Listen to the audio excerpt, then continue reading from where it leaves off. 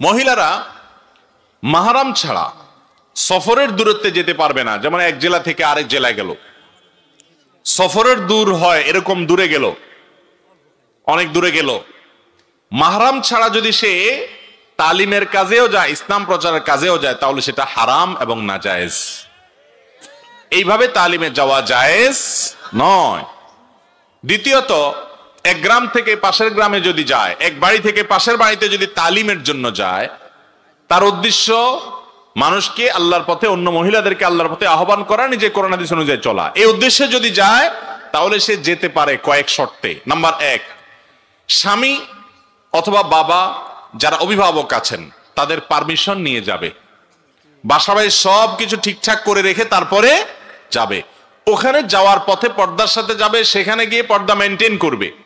মন গড়া কোনো কাজ ইসলামে করা যাবে না।